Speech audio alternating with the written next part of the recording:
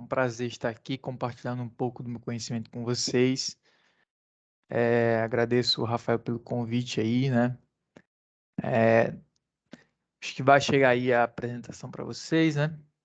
Acho que dá um confirma aí, tudo certo? Todo mundo está me ouvindo bem? Perfeito? Maravilha. Vamos Sim. falar de moléculas aqui? Um pouquinho, né, Fernando? Ele. Pessoal, vamos lá, né? Então, o que eu vou mostrar para vocês aqui é uma aplicação, tá? De análise de vídeo em séries temporais. É algo que eu tenho trabalhado há um tempo. E outras aplicações para a gente depois entrar no MLOps. Tá? Eu acho que essa aplicação é importante para a gente aprender alguns conceitos e porquê do MLOps, beleza?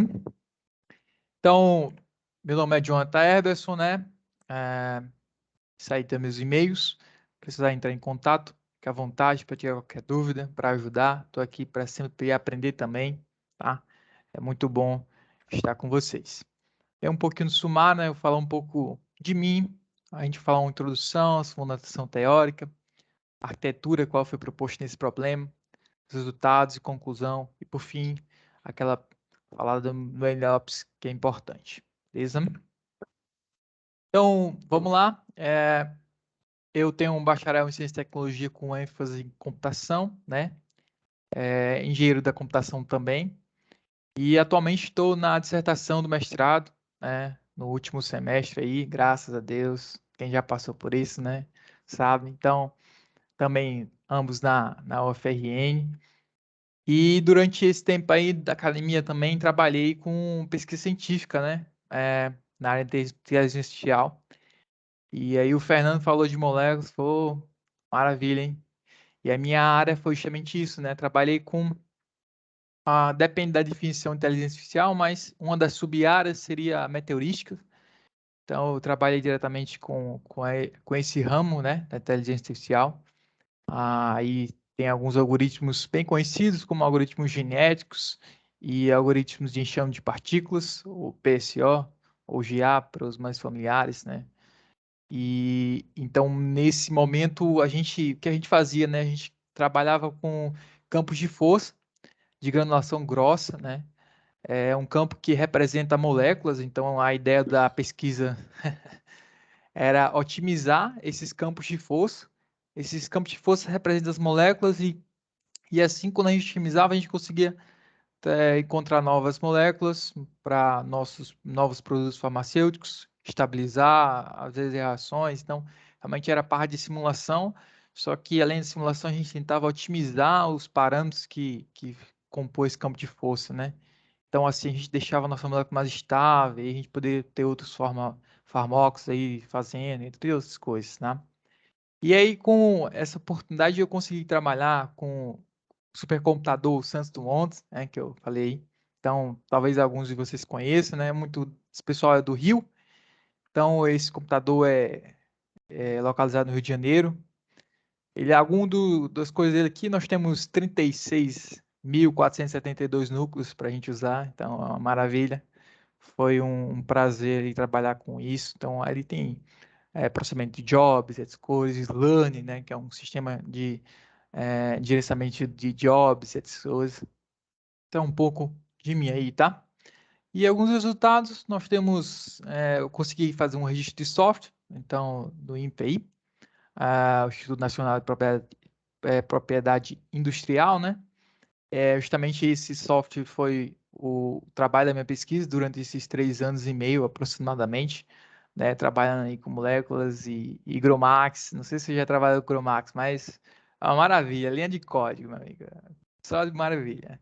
Então, e a gente tem aí algumas apresentações, né, em congressos nacionais e internacionais também, tá? SPBMAT, por exemplo. Bem, pessoal, um pouco falar de mim, acho que dá para conhecer um pouco da minha história, assim, né? Ainda na academia, aquela coisa, não sei se pretende sair ou ficar, né? Vamos que as oportunidades vão surgindo, e é isso. Então, durante a academia, eu vi uma aplicação muito importante, e é justamente isso que eu vou apresentar para vocês, algo que, do meu ponto de vista, é algo que extrema importância, que muda realmente culturas, e vocês vão entender por quê, né? Então, a contextualização aqui desse problema, né? A gente está falando aqui do processamento de vídeo, né? E não de vídeo somente, se tem um reconhecimento facial, não, a gente está fazendo sequência, né? Então, séries temporais, então aqui a ordem dos fatores importa, né?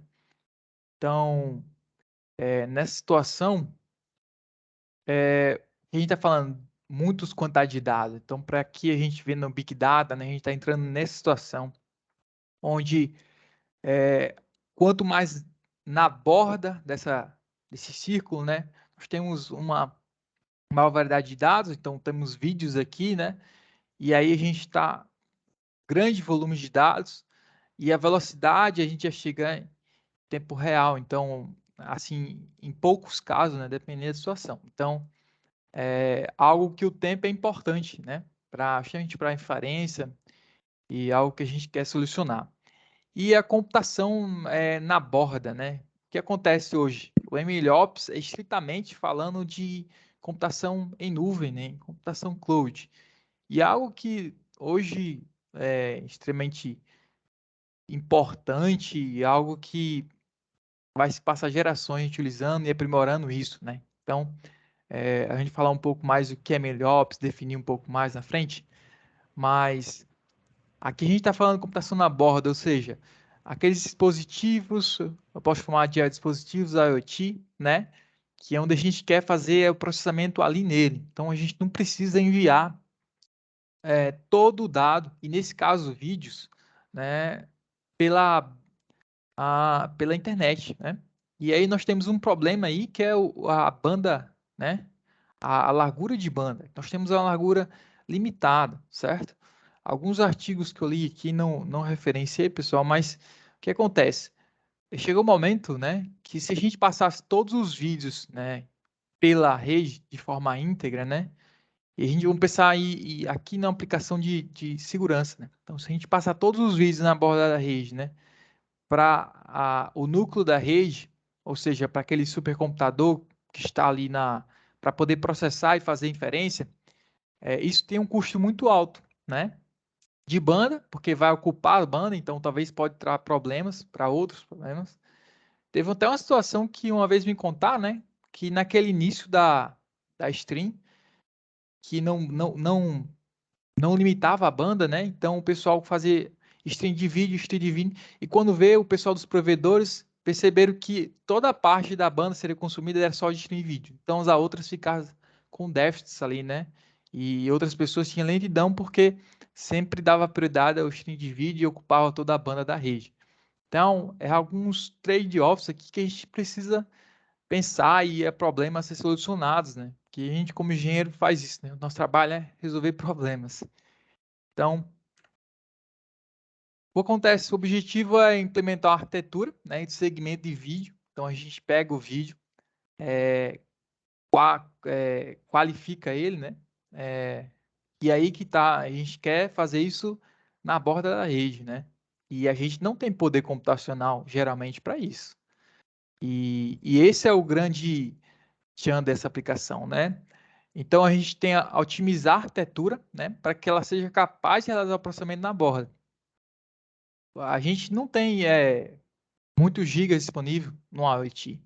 Então, a gente não consegue geralmente fazer isso na borda da rede, né? Porque exige muito processamento. A gente está fazendo vídeo, analisando cada frame, né? E ainda quantificando a sequência, e ali a gente está olhando a ação que está acontecendo. Então, fazer isso na borda da rede, até um horizontal um pouco atrás, surgiu uma aplicação assim, eu até questionei, né? Que o pessoal estava até da NVIDIA, falou que o pessoal estava fazendo, reconhecendo se aquele ação era de furto, roubo dentro do supermercado, mas ali era feito no núcleo da rede. Então, quando faz no núcleo da rede, a gente precisa de um alto poder computacional. E nem todo mundo pode ter isso, né? Nem todo mundo tem um supercomputador para processar. E a gente está falando aqui de pessoas de baixo nicho, né? Então, é, pequenas indústrias, né? Nem falar indústria, pequenos supermercados, pequenos comércios, pessoas industriais, pessoas físicas, né, que não conseguem ter esse serviço, né, porque é um alto custo e nem todo mundo tem como marcar. Então, a ideia aqui é poder trazer essa solução para pessoas que não têm muito recurso para isso, né? Então, a gente vai criar uma base de dados para classificação suspeitas e não suspeitas, né? Então, a nossa aplicação é para essa, no nível de segurança. Então, a gente está falando algo aí que é muito importante atualmente, principalmente no Brasil, a gente tem grandes problemas com isso, e a gente quer embarcar aqui nesse problema no Raspberry, tá? Então, esse seria o nosso sistema embarcado, né? Então, o que acontece? Nossa arquitetura foi proposta aqui, ele pega nosso vídeo em 60 frames, faz um pré-processamento, ok? E a gente pega esse pré-processamento, enfileira em 20 frames. Então, a gente tem a sequência de 20 frames. Esse 20 frames significa ali em tempo real cerca de 3 segundos, 4 segundos. Tá? Depende da conversão aí, mas estamos em torno desse valor, que é suficientemente para uma pessoa, um ser humano, reconhecer se aquela ação é suspeita ou não, tá? Então, 3 segundos é muito suficiente para uma pessoa normal e o que é que a gente quer fazer que a Deep Learning, nesse caso, consiga também, né? Então, nós temos uma arquitetura.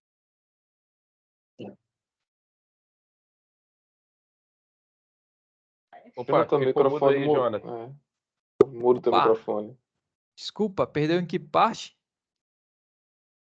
A parte dos frames lá. Ah, perfeito. Me desculpa, pessoal. Não sei porque mutou. Tá me ouvindo agora? Agora estamos. Show. Então, a gente captou isso aqui em 20 frames, certo? Nós temos um aprendizado por transferência, é algo muito utilizado hoje, né? Porque a gente não precisa treinar todos os pesos, a gente aproveita aqueles pesos treinados. E aí, justamente essa rede aqui, né, foi treinada no supercomputador. A gente depois tem uma arquitetura de Deep Learning, né? Que depois a gente vai falar um pouco. Camadas para tirar o ruído, camadas de float, dropout, né? E regularização. E por fim a Fully Connect, né? Que geralmente é o MLP, Multilayer Percept e a função de ativação. Então essa é a nossa arquitetura padrão.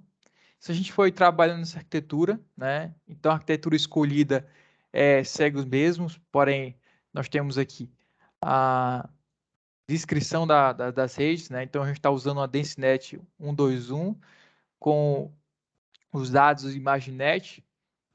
A gente está usando um Transformer, né? Que hoje é uma arquitetura Deep Learning muito estudada, né? Que ela consegue ter bons resultados em comparação a algumas outras, né? Em relação às séries temporais. E a gente chega aqui no Full Connect, regulação e a função Softmax. Okay? Então essa foi a nossa arquitetura escolhida para essa aplicação. Então a gente tem aqui algumas características de aprendizado por transferência, algo importante, né, hoje. A gente geralmente utiliza isso.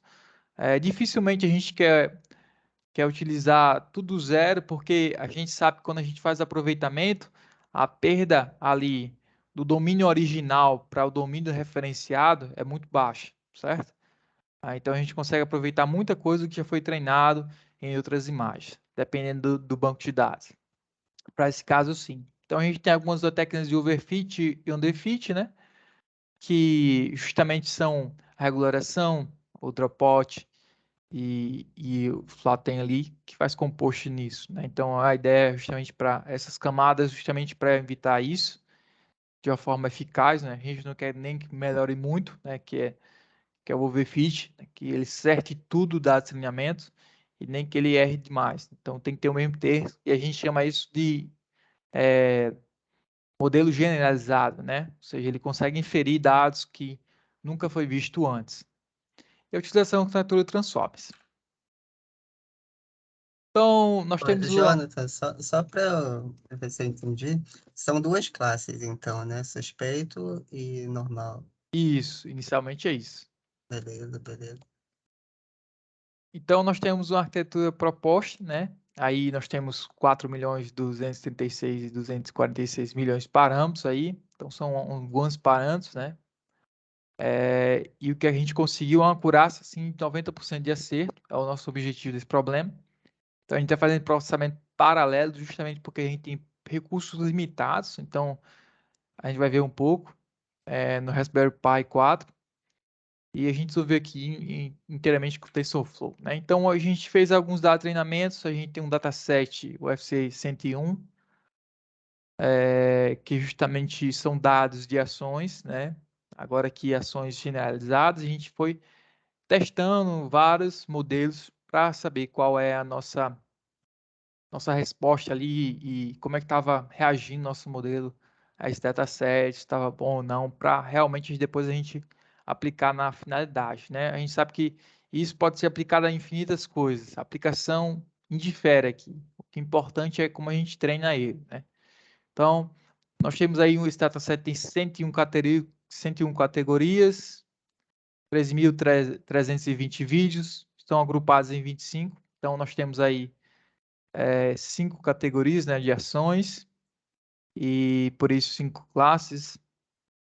A gente divide aquele default, né, que é muito da comunidade, 80% para treinamento, 20% para testes. E aqui estão os resultados da avaliação. Então, perceba que existem duas arquiteturas aqui que a gente montou, tá?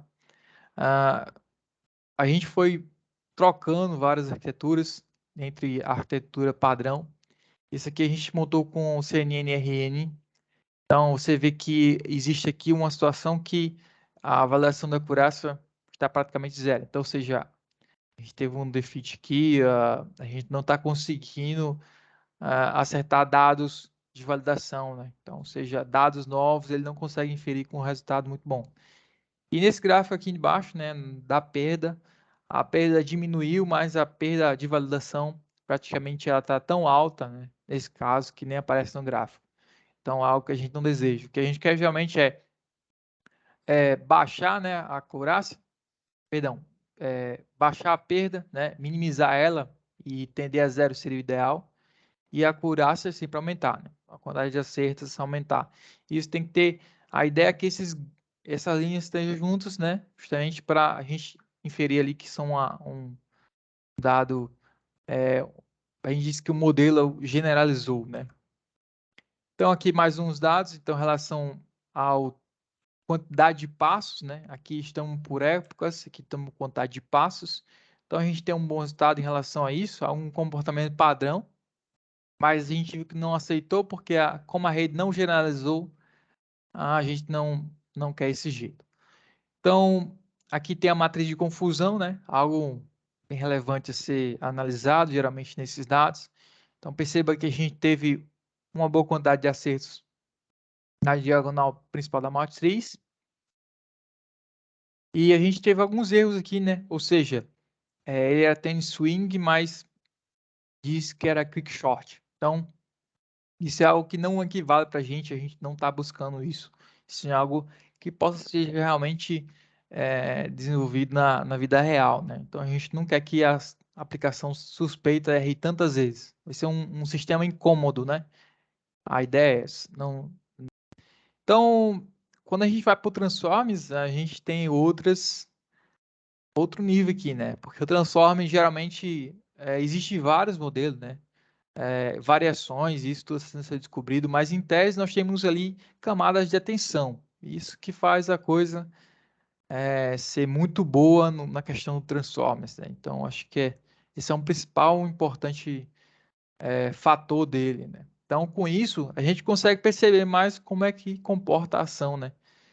Na sequência, no tempo. Então, a gente vê que os gráficos tendem a se aproximar, né?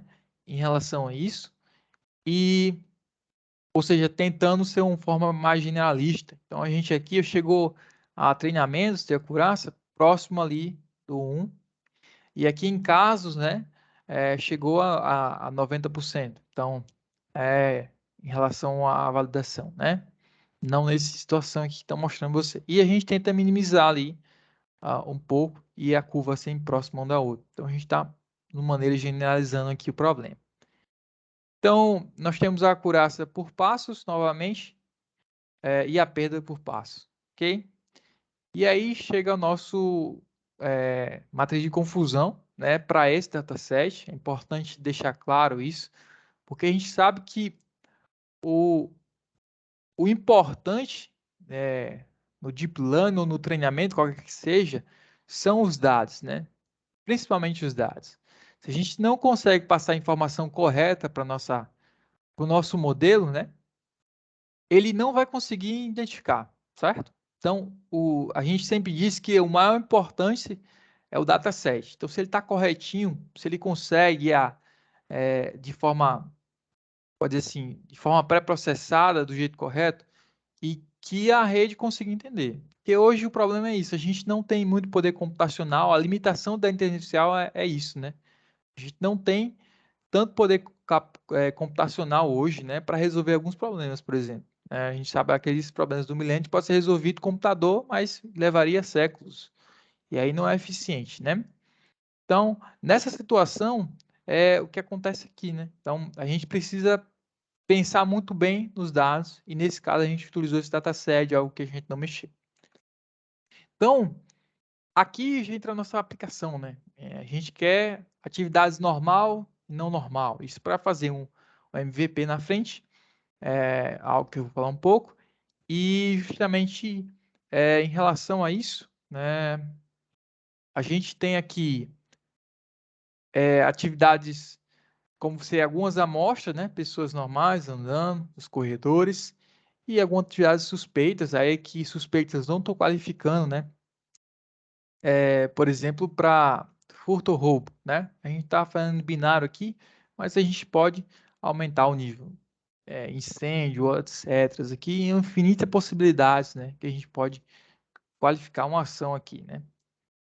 Então, esse dado a gente criou de forma manual, e aí que está o tchan, né? Porque a gente criou desses 63 vídeos, é algo muito pouco, mas como a gente usa um pré-processamento de forma criteriosa, a nossa rede consegue aprender muito bem. Além das modificações que são feitas, né?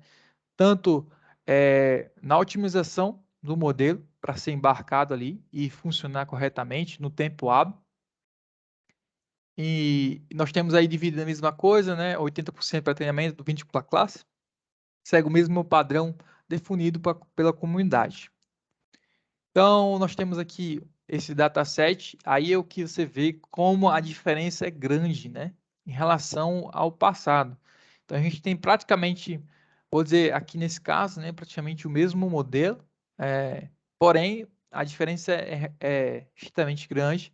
Isso pode ser causado também porque nós temos uma quantidade pequena de dados, né? Mas a ideia é quanto maior o dado, quanto maior as amostras, melhor o nosso modelo fica, né?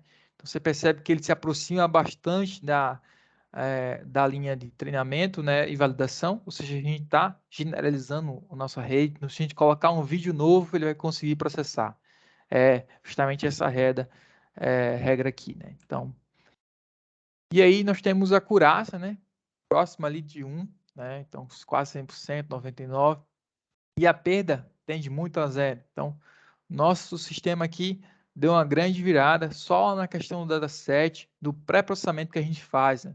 Quando eu falo pré-processamento, os vídeos lá estavam organizados de maneira. A gente aqui está algo que é segredo do negócio, mas a gente faz um pré-processamento onde que a rede consiga entender muito claro, né? O que está acontecendo ali nos vídeos. E além da otimização, né? No sistema em si. Então, vamos ver aqui a matriz de confusão. Então, pensei, por exemplo, nesse caso, ele disse que era normal, né? Era um problema normal, só que ele disse que a predição foi maliciosa. Nesse caso, nós temos o falso positivo aí, então o sistema para uma possível aplicação, o que acontece, né? O normal, ele avisou, ó, foi normal, era normal, só que você avisou que foi malicioso. Então o sistema vai avisar erroneamente, mas quem dá a decisão final é o ser humano. Então é algo que a gente deseja. Então geralmente é o contrário, né? Se o sistema era malicioso e o sistema prediziu que aquilo era normal, que isso não ocorreu, né? Então não temos nenhum caso disso. Então nosso sistema está validando isso. né? Então, passou nesse teste aí. A gente não quer que tenha acontecido uma ação maliciosa e ninguém tenha sido alertado. Tem algo que a gente não deseja, né? Então, foi justamente o que a gente ocorreu nesse problema. E agora a gente vai embarcar esse sistema no Raspberry, porque a gente quer fazer isso na borda da rede. No núcleo da rede, a gente tem poder computacional para fazer isso, né? O problema é a transferência de dados da borda para a rede. Então, o que hoje acontece? Você tem ideia, alguns anos atrás, na verdade, já faz alguns tempos, a Bahia comprou um sistema, né, da China por 80 milhões. Então, 8 milhões, perdão, alguma coisa assim do tipo. Eu não entrei a fundo como está na licitação. Mas todo o processamento é feito no núcleo da rede. Então, a gente precisa enviar todos os dados para lá, pré-processar, para depois ter a noção. Então, nesse caso, nem todo mundo tem 8 milhões. Né? Então, a gente precisa saber como é que a gente pode fazer isso para diversificar nosso nicho. Então, desde uma pessoa normal em qualquer casa pode ter isso, ou ao mercadinho da esquina. Tem algo que a gente quer propor aqui, né? E tentar resolver e mudar a vida das pessoas de forma mais segura. Assim, né? Que pretende. Então, a ação ser avisada no momento que está ocorrendo. Então, a gente embarcou isso nessa explicação, né? A gente fez com uma frequência massa de 8 GB, então a gente fez o overclock aí, tá? Relação. E aí temos o tempo de processamento. Alguma confusão aqui geralmente ocorre, por quê? Porque o tempo de clock, né, permanece o mesmo, mas o tempo clock médio, né, aí, em relação ao número de threads, quando um deu 3,99, né? Aí quando a gente colocou 4 threads, que a gente está utilizando todo o recurso computacional do nosso sistema embarcado. Nesse caso, a Raspberry tem 4 threads, perdão, 4 núcleos, tá? Então, a gente utilizou esses 4 núcleos para processar. Só que como eles estão em pipeline, a gente está usando a estratégia de pipeline. Então, quando termina um vídeo, já entra o outro. E assim sucessivamente. Então, com certeza aqui talvez tenha uma confusão em relação ao tempo. Por exemplo, para processar um foi 14 segundos, né? Em média, sim. Só que quando termina um, já está terminando o outro na outra thread, entendeu? Então é algo muito mais rápido do que 4 segundos em relação a isso. Porque a gente vai enfileirando, pipeline, então termina um, começa outro, termina um, começa outro. Então a gente tem um ganho eficácia e a gente utiliza todo o recurso computacional, porque quando a gente tem um sistema embarcado, a gente primeiro que a gente não tem recurso sobrando. E se a gente ainda não utiliza esse recurso todo, então não é uma coisa eficiente que a gente quer fazer, né? Então aí está a nossa aplicação funcionando aqui. Vou abrir para vocês.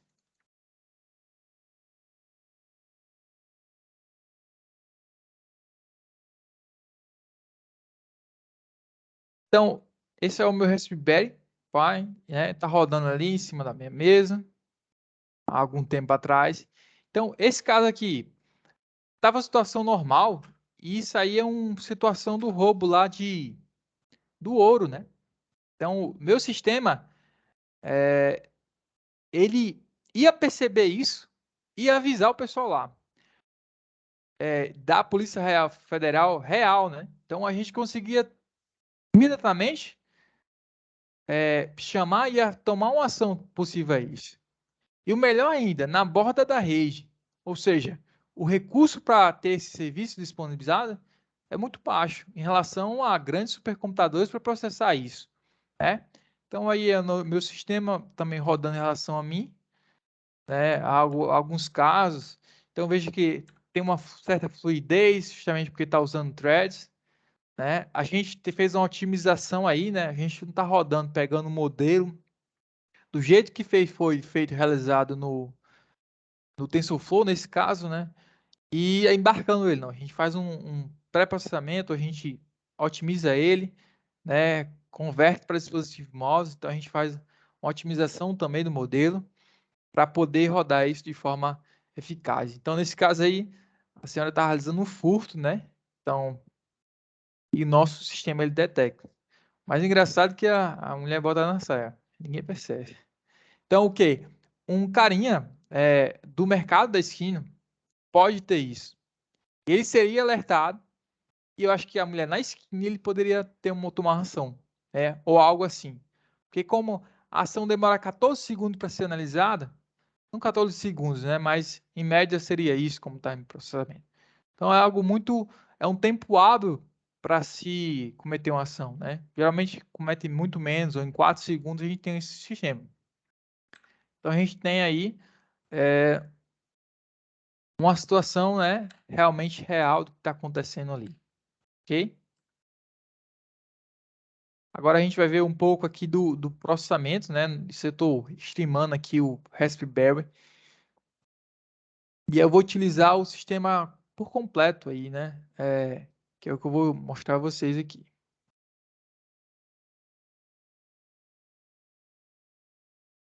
Então aqui está utilizando só uma thread, né? E aí perceba que quando ele vai começando usando todo o poder computacional, cada uma em uma CPU, né? Em um núcleo, perdão. Aqui ele descreve como um CPU, mas é um núcleo. Então a gente está paralisando o nosso sistema aí para utilizar todo o recurso disponível.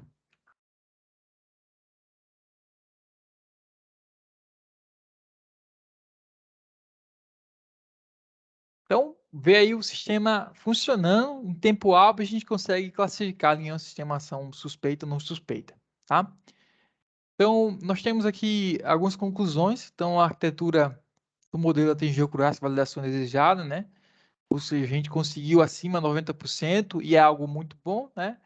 Em torno os modelos já estão relacionando a isso, algo 95% por cento já é algo desejado. A gente não quer 100% porque está um overfit, né?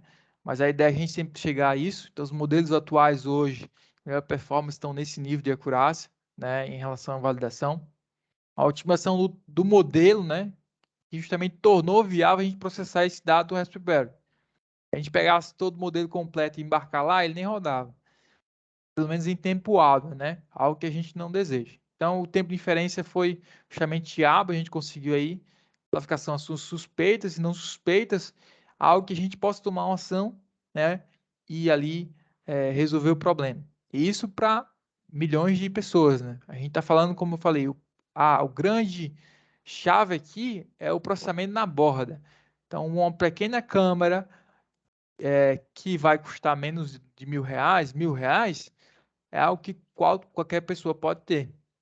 Então é isso que a gente está propondo. E muitas vezes de hoje a explicação a gente não consegue ter isso, pelo menos aplicações eficientes, né? Em relação à ação, né? A gente está classificando aqui imagens, a gente está classificando vídeos, então algo separado. A gente classificação de reconhecimento facial com câmeras, até algumas ações a gente consegue. Mas hoje, não, pelo menos ainda, né? A gente não tem mercado na borda. A gente tem aplicações, startups, como já foi dito aqui, né, na horizontal da NVIDIA, mas porém é um grande computador que ninguém tem esse recurso. Não é todo mundo que tem. O seu vizinho não vai ter isso, mas ele precisa dessa solução. Então é algo a se pensar. Então, apesar do conjunto de dados pequenos, né, imagine isso com milhões de vídeos, algo que a nossa rede não vai fazer. Então, o grande tchan aqui é justamente o conjunto de dados, né, que é de forma quando é pré-processada, e a otimização do modelo para isso ser viável, né? Então, pessoal, aí está um pouco merchandising, tá? Então, você que é investidor, né, chegou a oportunidade. Esse problema estamos finalizando um MVP, então há um nicho, mercado diversificado, né? Um modelo de negócio de assinatura, é algo que a gente consegue alavancar isso de forma fácil, né? E é um produto que traz a inovação da cultura. Dificilmente a gente vai ter outro inovação em nível de app como o Uber. Uber mudou as culturas das pessoas. As pessoas hoje, todo mundo tem um acesso a andar de Uber, né? R$ 20, R$ 30 para ali. Antigamente o táxi era muito mais caro. Então, todo mundo mudou. A gente mudou a cultura como se desloca. Tava assistindo um tempo desse a série do Super Pumped. Não, então, justamente isso. Dificilmente vai mudar isso. Então, o que a gente está tentando aqui é mudar a cultura de segurança. Então, as pessoas não precisam... claro que questão de Não vai precisar de tantas empresas de segurança. Precisa só de um sistema que alerte quando está acontecendo a ação e para pessoas realmente especializadas, né? Então, poderia ser diretamente com o governo. Estamos nicho no governo. Então, temos nicho no mercadinho.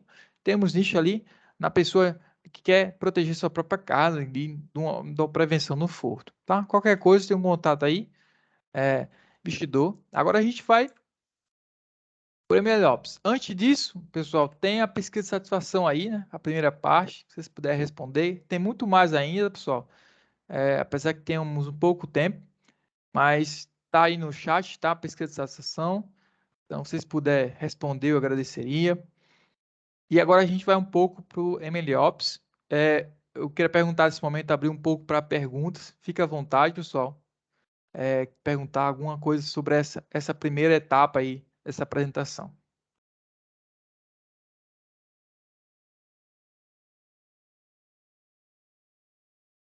Pode ir lá, Fernando, pergunta.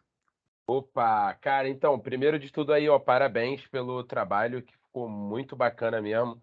E, cara, eu entendo que você trabalhar com série temporal já é um sanhaço, trabalhar com série temporal em vídeo deve ser um sanhaço maior ainda, cara.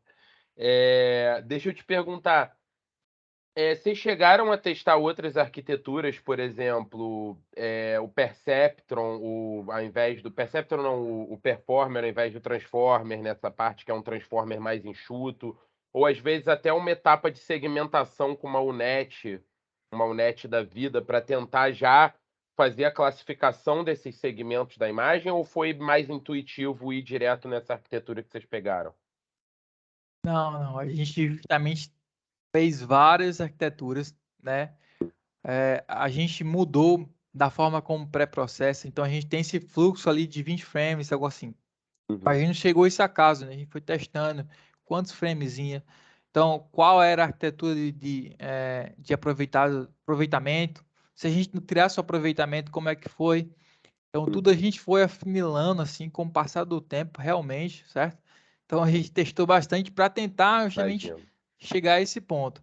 A gente testou algumas arquiteturas como você propôs aí, mas aqui eu não mostrei, realmente eu mostrei algumas das melhores situações, né? Quando a gente mistura ali a convolucional, né? E com a recorrente. Sim, sim, massa. Pô, maneiro demais, cara. Parabéns aí. Muito obrigado, Fernando. E obrigado por tirar a dúvida também. Desculpa, acabei mutando o microfone no meio da minha fala. Foi mal. Tudo bem. Vamos lá, Igor. Tem muito mais ainda, pessoal. Vamos lá. Olá, primeiro eu queria parabenizar, tá um trabalho realmente, tá um trabalho excelente.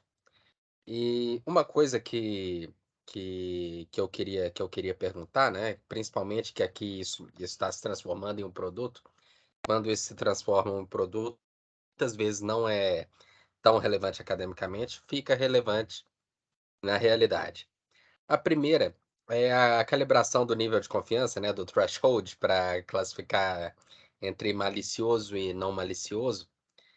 Normalmente, quando, por exemplo, quando eu vou tratar desse tipo de calibração em questão de prevenção à fraude, que eu vi uma conexão muito grande, eu estimo o custo do falso positivo, o custo do falso negativo, e aí eu tento fazer a calibração que melhor faz o balanço desse custo. Você tem esse tipo de estimativa? Você tem como é que pesa aí para fazer essa calibração? Opa, perfeito. Em relação a isso, né, a gente não fez uma consideração em relação a falsos positivos para negativos, porque em nosso caso, o problema aqui é o dataset, então a gente precisa montar esse dataset, e quando a gente pensou nisso, né, o sistema em si, não, pelo menos no meu ponto de vista, né, e de alguns que estão comigo, a gente não precisa de uma calibração porque, como você viu, o nosso sistema está dando o caso ideal para o nosso dataset. Ou seja, Uhum, a gente não dá dano falso positivo, a gente não alerta que é normal, mas é malicioso. A gente está ao sim, contrário, né? Então, a sim. gente está tendo esse cuidado também em relação a isso, né? Porque senão a nossa aplicação não seria realmente importante. A gente não quer um sistema alertando coisas falsas, né? Então, é isso que a gente tem a E, preocupação. e a segunda coisa que eu quero chamar a atenção, inclusive, é algo que eu tinha que quando eu estava trabalhando com crédito, é, é uma questão que quando esse produto ele vai pessoas. Quando você vai construir um dataset, principalmente relacionado a atos maliciosos ou não maliciosos, vai ter um recorte demográfico muito grande aí, que é um recorte de raça. E quando esse modelo for para produção, existe um risco, e por causa, não, obviamente, não por sua causa, mas por causa do dataset, e esse modelo vai vir com um viés gráfico, talvez um viés de raça bastante grande. E aí, a primeira coisa, eu gostaria de perguntar a sua opinião, e se você pensou sobre isso, e a segunda coisa, gostaria de te convidar para conversar comigo sobre isso, porque eu tenho uma apresentação muito legal sobre isso.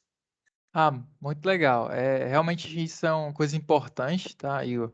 A gente pensa nisso, com certeza, e a gente está tratando isso, porque a gente não está olhando para a... A gente está olhando para a imagem, né, em si. A gente está olhando para a ação. Então, independente se a pessoa tem uma cor branca ou um pouco mais escura, né, independente do como a roupa ela está, vestida socialmente ou um pouco mais à vontade, o nosso sistema não está olhando para isso. Ele está olhando para a ação em si, né? Se ele está pegando a coisa, guardando na bolsa, entendeu?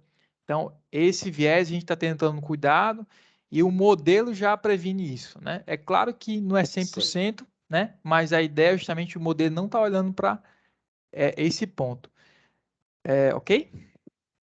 Ok, e no mais, assim, meus parabéns, tá um trabalho bem legal, trabalho que tá sendo bem legal de ver, e tá um trabalho que eu quero acompanhar. Então, e muito prazer, esse é meu segundo dia de Radix, inclusive, meu nome é Igor, e fiquei feliz de ver isso aqui hoje. Maravilha, Igor. Bem-vindo aí. Eu também faz 6 meses que eu entrei, então bem-vindo à família. Pessoal, eu vou Obrigado. dar um pouco avançar que a gente tem 9 minutos aí. Tem muita coisa ainda para ver, inclusive coisas práticas que eu quero trazer para vocês, justamente de MLOps. Então vamos seguir, vamos deixar as perguntas no final, tá? Outra coisa em relação, talvez seja confundido, pessoal, esse não é meu trabalho de mestrado, tá? O trabalho do mestrado é com o sistema de segunda ordem com atraso, que é um sistema um pouco mais complexo quando a gente coloca atraso, e a gente está colocando a otimização ali, né?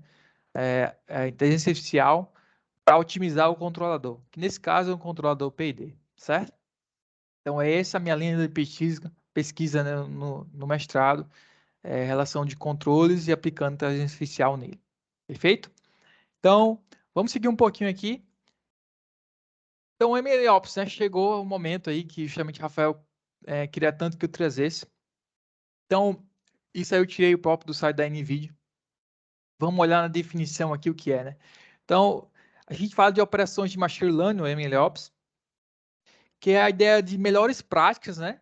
Para a gente embarcar, né? Não, desculpa, não falar embarcar, né? Mas colocar em produção nossos modelos, né? Então, é isso que é o MLOps. Assim, como a gente vai ver, né? Justamente as empresas executam IA com sucesso. E aí, utilizando todo o serviço de cloud, né? E aí, os microserviços, né? Que toda a serviço de nuvem hoje disponível para a gente. Antes, a gente tinha um acesso a um servidor, uma parte desse servidor. Hoje, a gente não, a gente pode alocar o próprio servidor, a gente pode alocar um núcleo só, e é isso que a nuvem nos propôs, certo? Então, o que é o MLOps? Justamente quando a gente pega toda a parte de desenvolvimento do modelo, então a obtenção dos dados, a injeção dos dados, a análise dos dados, aí a gente modela o dado, a gente valida o dado, a gente faz a preparação, que foi tudo que eu fiz aqui nesse modelo, só que de forma não em nuvem. Quando a gente tem MLOps, a gente está usando microserviços para isso, certo? E a gente faz o deploy, né, desse modelo, né? Então a gente treina o modelo, a gente avalia o novo modelo, e aí a gente faz esse deploy no final para o serviço. Isso tudo, cada bloquinho é um microserviço da nuvem, né? ou um conjunto desse pode ser um serviço. E é justamente o MLOps é para isso. E como fazer isso da maneira correta?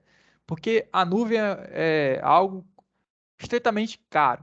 E a gente, como engenheiro, a gente não pode usar o recurso se a gente não está realmente utilizando. Então, quando a gente fala em nuvem, é justamente isso. Pensar realmente o nosso cliente precisa disso e como a gente faz isso da melhor forma, com o menor custo possível para aquele problema. Porque tem casos que realmente, dependendo do projeto, a gente precisa de uma grande infraestrutura. Outros não. Uma pequena infraestrutura resolve, certo? Ou a gente precisa fazer isso de forma rápida. Ou não, a gente pode trabalhar um pouco mais nessa arquitetura como a gente vai montar. Então, tudo isso depende da situação. Mas, de forma geral, é como a gente faz isso da melhor forma possível, utilizando boas práticas.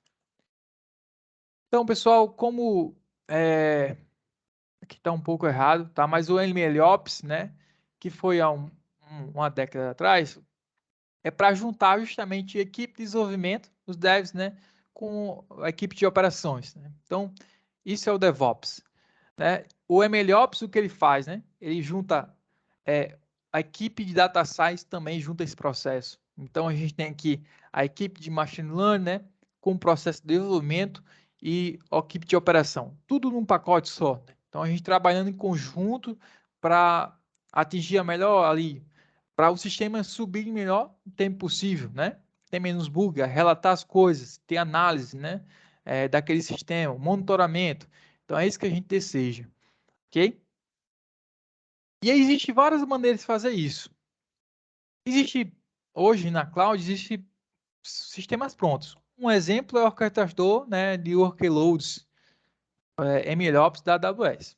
É um sistema que você clica o botão, ele sobe tudo para você. Tudo que você precisa, justamente olhando para isso, boas práticas. Que é o quê? Se a gente for olhar a arquitetura aqui, que a gente tem um sistema de versionamento, né? A gente tem um serviço de pipelines, né? Para fazer o deploy automático. O próprio desenvolvimento é dentro na nuvem, de forma colaborativa, com Jupyter Notebook.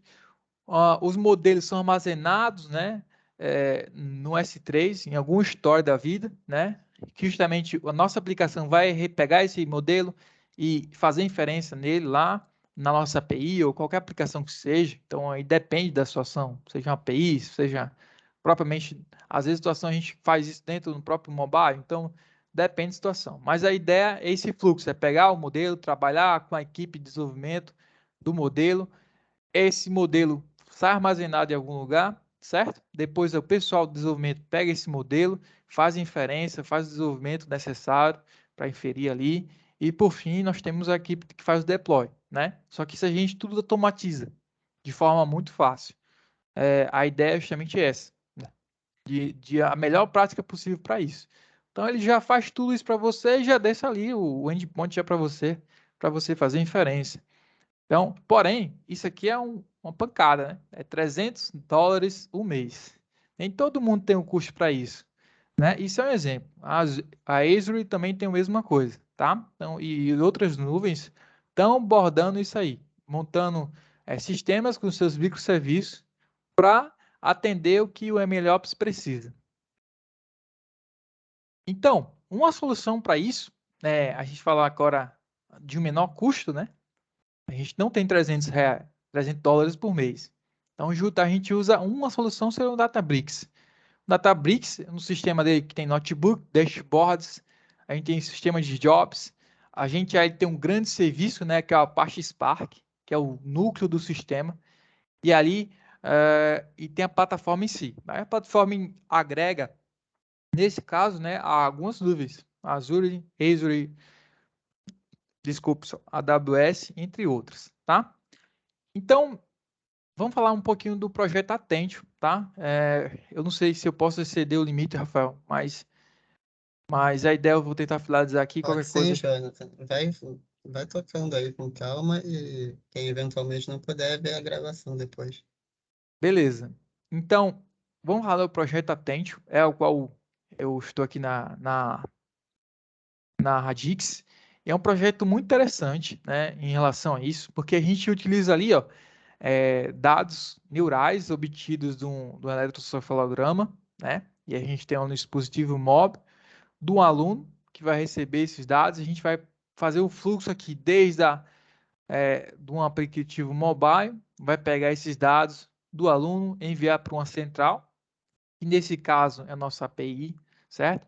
Só que a gente tem aqui um serviço de stream, que é muitos dados, a vários segundos, milissegundos a cada um. Então a gente coloca no sistema de Kafka, né, que é um sistema de stream, e armazena esses dados no S3, os dados brutos, e aí entra o Databricks aqui, né? Nesse caso, para isso. Então a gente pega esses dados brutos, pré-processa eles, faz inferência neles e retorna para a nossa API, para estar disponível ali para o nosso cliente. Seja um gráfico, seja qualquer coisa que a gente queira inferir com os dados do eletroencefalograma do aluno. Então a gente quer o quê? Ver o nível de atenção dele, o nível de dispersão, e entre outras coisas que a gente pode inferir com base, é claro, no nosso sistema. Então, naquele momento da aula, será que o aluno está com atenção realmente real para aquele problema? A metodologia do professor é essa, está sendo boa? Então, a ideia do sistema é essa. E o Databricks, nesse caso, ele entra como um pré-processamento. Quando a gente for olhar um pouco mais nível de serviço para o nosso sistema do projeto Atentio, então nós temos o quê? Aqui é claro que a gente não está usando modelos modelo de Deep Learning ou Machine Learning, certo? A gente faz uma análise de dados ali, né? Uma ciência de dados, e a gente faz tudo isso de forma usando todo o serviço, só que a gente tira aqui o ator, que é o pessoal de ciência de dados, né? Que é o MLOps junto. Então, a gente não tem essa parte inteiramente integrada, primeiramente é isso, né? Então, o fluxo é o quê? O pessoal desenvolve nosso sistema, um repositório ali, no caso, o DevOps. A gente usa o Azure Pipelines para justamente subir tudo. Então, quando entra uma nova coisa, eles tanto entra nos containers, certo? Como entra no nosso site. O site que está estático, o site é responsivo, então vira aplicativo também. E tudo de forma escalonável, né? Isso aqui é um ambiente de desenvolvimento, é importante dizer. Esse ambiente aqui está de desenvolvimento. A gente está usando container, então a gente está usando Elastic, algo também recente na AWS, que ele não utiliza por hora e sim por recurso utilizado. Mas esse é um sistema especificamente, tá bem, a gente relevante, que o cliente exigiu isso, mas perceba que a gente precisa, para utilizar ele, precisa de um load balance. É exigido ter um load. E load balance é um recurso que a gente não deseja no momento de desenvolvimento, certo? Porque a gente não precisa de alta disponibilidade no serviço de desenvolvimento, mas é algo que a gente, analisando, era melhor para o projeto. Então, tudo é um trade-off, né? Se realmente o cliente não queria dessa forma, a gente poderia fazer um custo menor só usando instâncias EC2. É claro que o projeto em si tem outras instâncias, como Databricks, tem o iFlow, que é um sistema também de gerenciamento de serviços, né, de forma organizacional, então com dependências entre si, ok? Então, essa parte é justamente o projeto Atentio, certo? Então, o que eu quero mostrar para vocês agora, só finalizando aqui, a gente vai para um pouco a parte prática, tá? Então, o que acontece? A gente quer subir isso aqui, um sistema de MLOps do zero. Mas a gente não quer utilizar, certo, todo o recurso ali do serviço da AWS que eu mencionei, né? Que é $300 mensais. Algo bem salgadinho. Depende do projeto, não é viável isso, ok? Mas o que o MLOps em si, né, o conceito dele diz a gente precisa entregar a equipe de desenvolvimento de modelos de ciência de dados com a equipe de desenvolvimento, com a equipe de operações, né? Então, como a gente faz isso? Por isso que eu mostrei o Databricks. Databricks é um sistema open source inteiramente, que você consegue fazer isso de forma muito fácil. Então, você consegue acoplar pessoal e ciência de dados com o restante, né? De forma muito simples. Nesse caso do Atentio, a gente não está usando para isso, porque não existe uma equipe de ciência de dados nesse momento. Mas lá dentro da própria empresa Atentio, eles acessam esse sistema, eles fazem os seus modelos, e ali, em algum momento, eles vão querer colocar isso na aplicação. certo? Então, a gente está de maneira correta a gente fazendo isso também. Não de forma sequencial, ou seja, primeiro o modelo, primeiro desenvolve o modelo, depois a gente faz o deploy do modelo. A gente não está fazendo essa maneira. Primeiro a gente desenvolveu toda a aplicação, a gente está na fase final para depois ir para o modelo. Então, uma das coisas importantes é o Terraform, certo? Hoje, muito utilizado, agradeço o Jonas, que a gente está fazendo também, paralelamente, pessoal que entrou agora também. A Radix realmente é uma construtora de pessoas, né? Desenvolvedora de pessoas. Então, existe hoje um treinamento de Terraform, né? Aqui dentro da Radix, a qual eu participo também.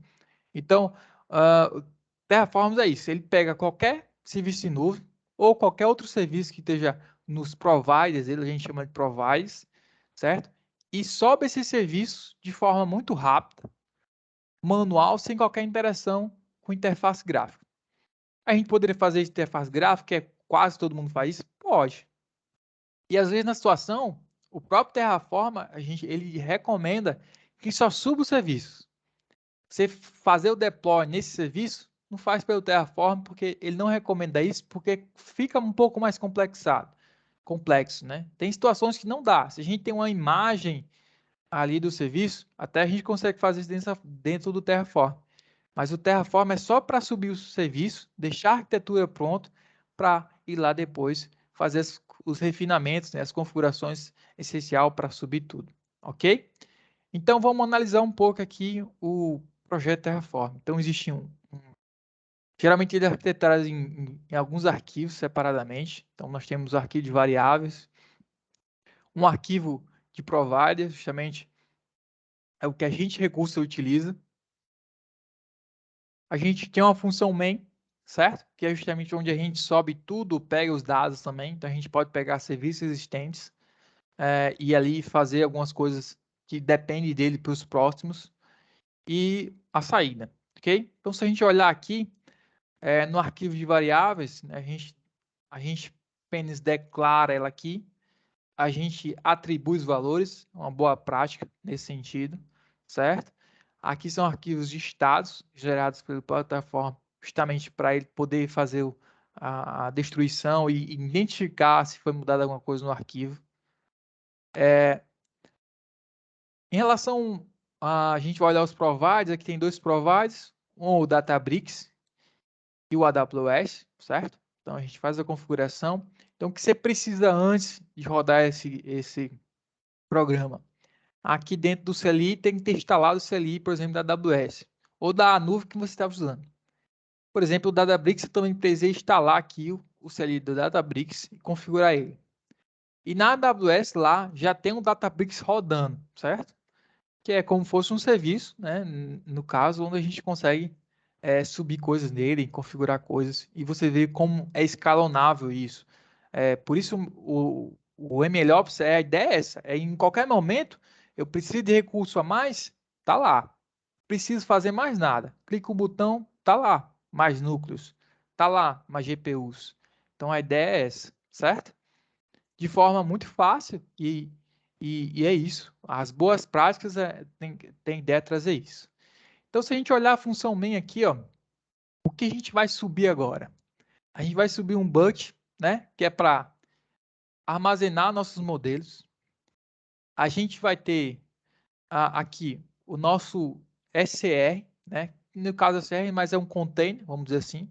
É um serviço de container, a gente vai colocar lá nosso projeto dockerizado, seja uma API para inferência, qualquer coisa que você queira fazer, dockeriza o projeto e coloca lá nesse container, certo? Então, chegamos no serviço de container, essencialmente é isso. Aqui tem toda a configuração, né, de task, se subir ele solta outro, se quebrou ele volta de novo. Então, todo problema de persistência está configurado aqui também, certo? Algumas configurações finas, como eu disse, a imagem qual vai ser? A gente então sobe aqui, porque o próprio Terraform diz que isso não é uma coisa boa, mas se precisar a gente consegue fazer, certo? Então nós temos também um repositório para colocar a imagem do Docker. E por fim, nós temos aqui a questão do Databricks, onde eu vou aqui pegar um script, no caso aqui pode ser um Jupyter Notebook, ou propriamente um arquivo Python, e subir para lá para o Databricks, ok? Então, esse é o principal. Nós temos a saída aqui, onde é justamente a URL Databricks. Então, de forma fácil, a gente inicia o Terraform. A gente tem essa preocupação, a gente valida os arquivos. Se tiver algum problema, ele vai falar. E agora, esse é o cara do Terraform. Terraform é justamente, a gente sobe tudo e se quiser dar um problema, a gente destrói na hora. Entendeu? É algo muito rápido. Isso pode ser replicado para vários projetos, né? É claro que há situação de projeto a projeto.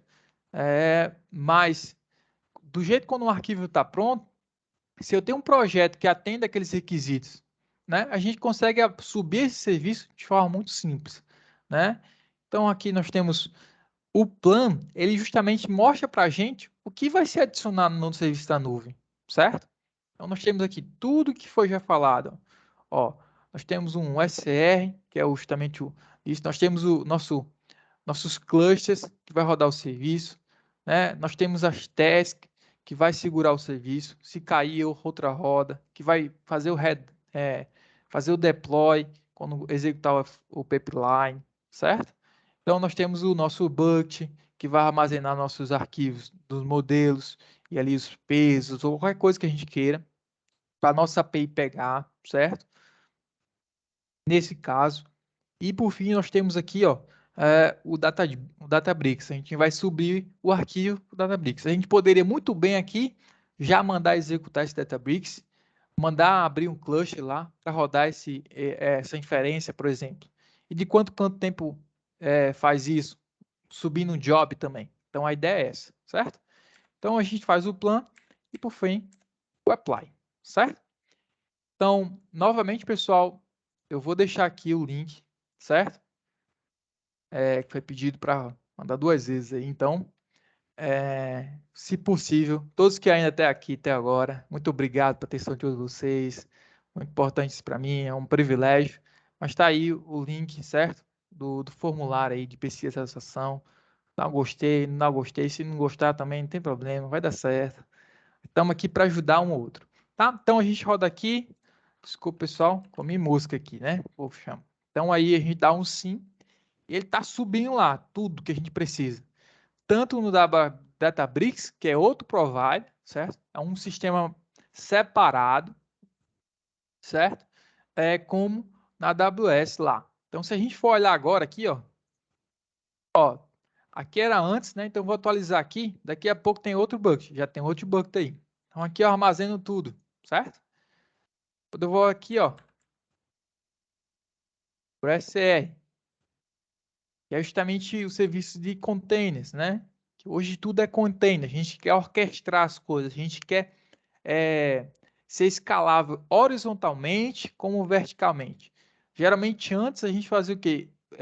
Verticalmente, né? A gente conseguia fazer subir quanto memória mais, quanto mais de HD tinha, quanto mais núcleo. Agora não, a gente escala também horizontalmente, que esse é o Chan, né? Então a gente vara vários containers e orquestra como vai ser acessado isso. E aí vem, por exemplo, aí o Kubernetes, né? Docker Hub, né? É isso que faz essa virada de tudo aí que a gente tem hoje para aprender, né? Importantíssimo em relação a MLOps, né? E outras coisas. Então, o nosso sistema está aqui, ó. A gente pode ver outras coisas que foram criadas, mas vamos agora para o Databricks, que é justamente a fase do MLOps. Então, se a gente for olhar, eu subi um arquivo, tá? Que esse arquivo aqui, ó, que é o quê? É um exemplo tirado do próprio Keras de processamento de análise de vídeo, certo? Usando um CNN e RNN. Então, a gente vai subir isso aqui de forma daqui mesmo, monta um arquivo para lá, certo? E aqui, por exemplo, a gente não vai conseguir, mas devido ao tempo limitado, temos uma API para inferir, sobe essa API. Então, tudo isso de forma simples, o quê? 30 minutos a gente consegue fazer isso. Então, isso é algo mágico para hoje, né? A gente ganha muito tempo quando isso aqui já está pronto. O negócio é fazer tudo isso, né? Mas quando o arquivo não está pronto, é uma maravilha, entendeu? E a gente for olhar lá, ó, no Terraform tem um vídeo aqui, ó. Certo? Aí o poder do Terraform aqui, ó. Você gera dashboard nele, no Databricks, perdão. Você gera o dashboard nele, monta seu dashboard, vê os dados. Isso aqui é o quê? É um Colab, Google Colab, só que muito mais colaborativo. Aqui usa sistemas de SOC, então as pessoas síncronas e assíncronas podem ficar alterando o código ao mesmo tempo, né? Então, é algo justamente que o time de ciência de dados consegue fazer isso aqui em tempo real, trocar, mexer no mesmo arquivo, rodar o mesmo arquivo, rodar vários arquivos em um cluster só. Então, a gente vai ver isso. E a gente faz o quê? Ó? Quer rodar o negócio? Coloca lá o cluster que a gente quer, starta ele. Ah, não, tá muito lento, eu quero mais recurso computacional. Vem aqui, ó, pá, mete o cara aqui, por exemplo, um MD5 e vai. Não, quero agora GPU. Coloca lá, tá lá. Simples assim, ó. Então, esse é o poder do MLOps. A gente consegue fazer isso de forma muito fácil, escalável, integrar isso. Porque aqui eu consigo pegar o meu modelinho, né, e colocar lá no S3. E o pessoal de dev já vai pegar esse modelo e vai fazer ler ele, né, e fazer inferência. Isso também de forma assíncrona. No momento que atualizar lá no Bucket, o API já percebe e já pega a nova versão. A gente pode aqui também, ó, nesse caso, criar jobs, né? A gente cria jobs para executar com os triggers. O trigger pode ser, aqui pode ser várias coisas, né? A gente seleciona o Jupyter, coloca lá para executar, isso é um exemplo. A gente poderia fazer tudo isso dentro do Terraform, estou fazendo aqui para mostrar a vocês, tá? Então, coloca aqui, pronto, está criado. Ele vai executar essa atividade em algum momento, certo? A gente, não, aqui ó, bota o repositório, simples. Não, eu quero a cada 1 hora, eu quero ver se tem uma nova versão. A cada 1 hora eu quero que você retreine o meu modelo, porque todo momento está chegando novos dados no meu dataset. Então, é isso que a gente tem, a facilidade de integrar o pessoal da equipe de ciência de dados com a equipe de dev e a equipe de operações. Então, tudo isso está interconectado e quando um termina, o outro sabe, já realiza. O outro termina, o outro já sabe. Então, o serviço fica, primeiro, fica com disponibilidade, a gente chama de alta disponibilidade, é isso que a Nuvo traz. Então, nós temos escalonamento horizontal, vertical, nós temos sistemas, no caso, de localidade, né? Que, então, um servidor que está lá na Horizon, por exemplo, na instância não sei o quê, em outra região, né? Disponibilidade de região. Então, caiu aqui, acabou a energia, deu um blackout lá, o outro está aqui funcionando. E está lá, o load balance funcionando, né? Para rotear isso, quando um cair, o bota para outro. Então, é isso que a gente, em tese, as boas práticas de MLOps traz, né? É claro que existe muitas mais definições disso, em relação ao MLOps. O Rafael com certeza pretende trazer isso em algum momento, mas é essa pincelada que eu quero trazer para vocês. Espero que vocês tenham gostado até aqui. Obrigado pela atenção de todos, tá? Então, estou aberto agora a perguntas. Fica à vontade e se não tiver, a gente pode finalizar aí também, Rafael. Muito obrigado por tudo.